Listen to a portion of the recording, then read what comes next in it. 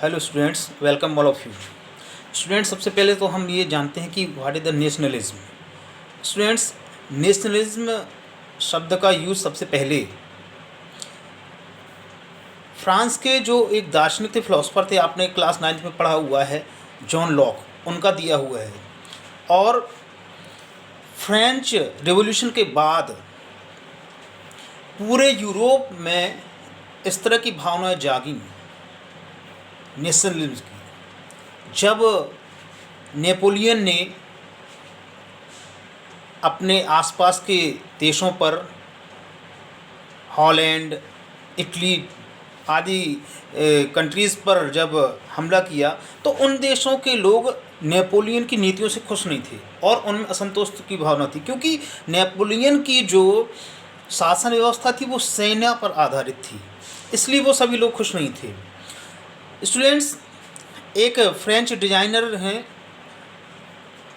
उस समय के, फ्रेडरिक सोरी। उन्होंने 4 पेंटिंग्स की एक सीरीज़ बनाई थी, जिसमें उस सीरीज़ का एक हिस्सा आपकी किताब में दिखाई दिया है, पेज नंबर 3 पर। और उसमें बताया गया है कि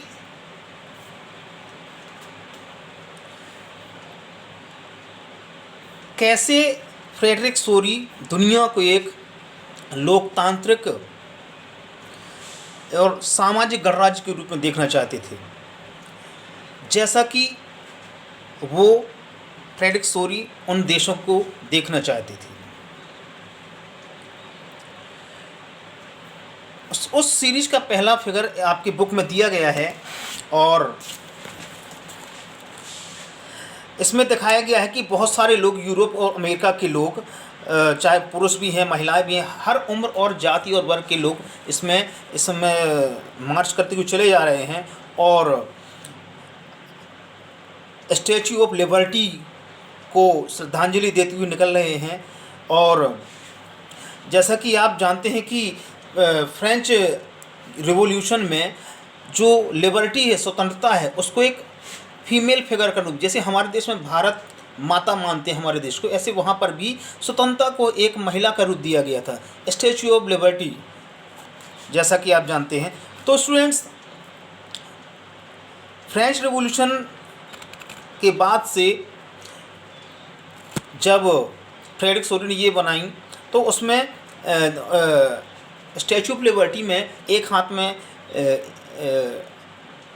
पुनर्जागरण की टॉर्च और एक हाथ में मानवाधिकारों की किताब थी, जैसा कि आप इस बुक में देख रहे हैं, और आपने कई बार स्टैच्यू ऑफ लिबर्टी के बारे में भी देखा सुना है। तो स्टूडेंट्स, इस फिगर में आगे दिखाया आपने कि जो बहुत सारे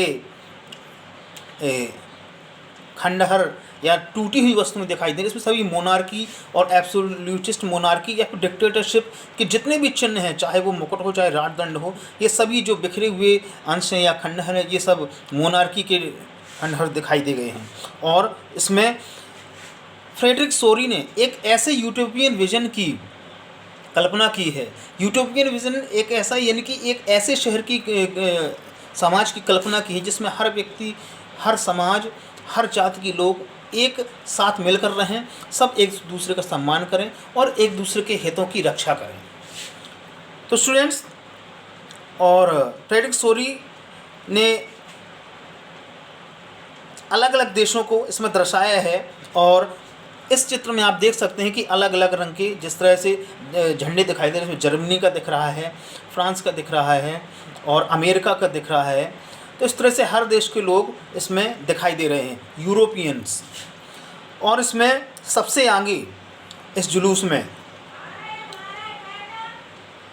यूनाइटेड स्टेट्स, उसके बाद स्विट्ज़रलैंड दिखाई दे रहा है, क्योंकि यूनाइटेड स्टेट्स और स्विट्ज़रलैंड पहले ही स्वतंत्र हो चुकी। यूनाइटेड स्टेट्स, जैसे कि आपको 4 जुलाई 1776 को आज़ाद हो गया था और लोकतंत्र बना था, और स्विट्ज़रलैंड भी बहुत समय से, लगभग 15वीं 16वीं शताब्दी से ही वो स्वतंत्र राष्ट्र था।